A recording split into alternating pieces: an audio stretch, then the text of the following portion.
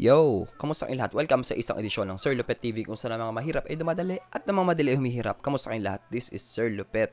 And kung bago lang sa ating channel, pa-subscribe naman ang ating channel and like na rin ating video dahil sa araw na to, may bago ako natutunan at gusto kong ituro sa inyo.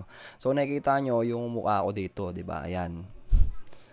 Medyo tong camera kasi natin na yan, ano na yan, pandemic days pa natin binili yan. So naisip ko, may paraan kaya na yung camera natin sa cellphone ay gagamitin natin para magamit natin dito sa sa mga videos natin. Yan. Kasi syempre mas malinaw kasi yun eh. So, yan. So, sa pagsa-search, may natutunan ako and gusto ko ring i-share sa inyo para sa mga gustong matuto. So, ang gamit ko dito is application na kung tawagin ay OBS. So, pwede kayong mag-install niyan sa mga computers nyo. Libre lang yan. Okay? So, kung gusto nyo yung tutorial tungkol sa OBS, pa-comment sa comment section na lagay mo gusto ko. Ayan. Okay. So, simulan na natin paano to. So, dito sa scenes, nandiyan yung old video. Okay? Ibig sabihin, ayan ako. Okay? So, pagka kinlik ko yan, yan yun. Okay? Now, dito sa old video, meron tayong sources, yung display capture, ito yun, yung pinapanood mo ngayon. And then yung video capture device, ayan ako. Yan, kaya kapag kinlose ko tong mata, naka-hide. Okay?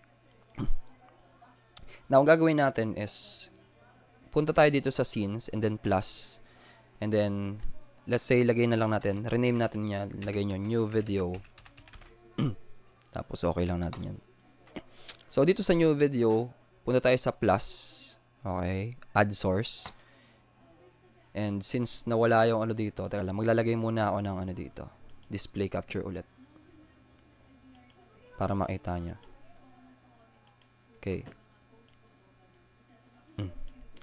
So, dito, sa scene 2 natin, or sa new video, magdagdag lang kayo dyan ng plus. Okay? So, add source tayo, tapos kunin nyo lang yung browser. Okay? So, dito sa browser, create new, okay nyo lang yan. Tapos, meron ditong width and height na pwede nating specify. So, kung gusto mong mag-fit siya dyan, most of the time, yan ay 1920 yung width by 1080. Yan. Tapos, pwede mong i-control yung audio using USB. Click mo lang yan. Okay? And then, hayaan mo na yung mga nandyan. So, yung yung pinakamahalaga dito, ito mismong URL. Ito yung source. So, saan tayo kukuha niyan? Okay?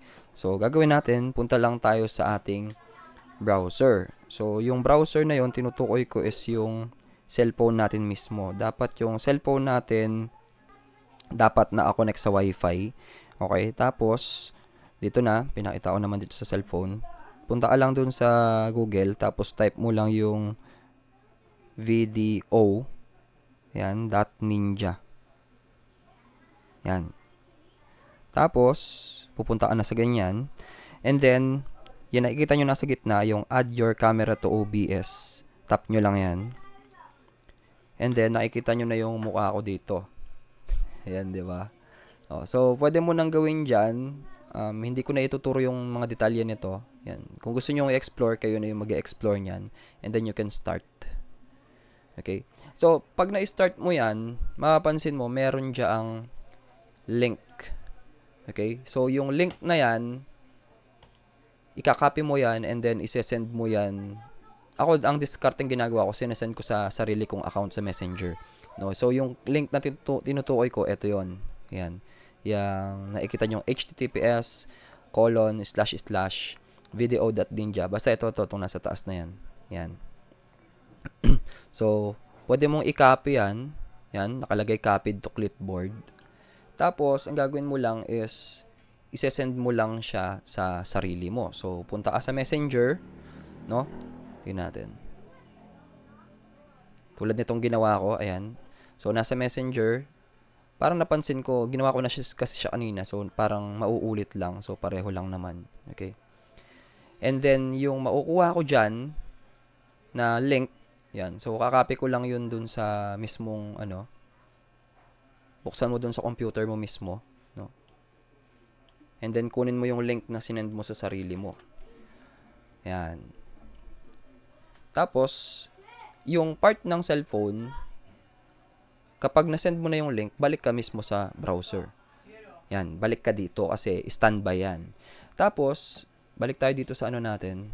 So, dito sa new video, ilalagay mo dyan mismo yung URL, i-paste mo doon. Okay, so, paste natin. Yan, doon sa mismong URL. And then, okay mo na yan.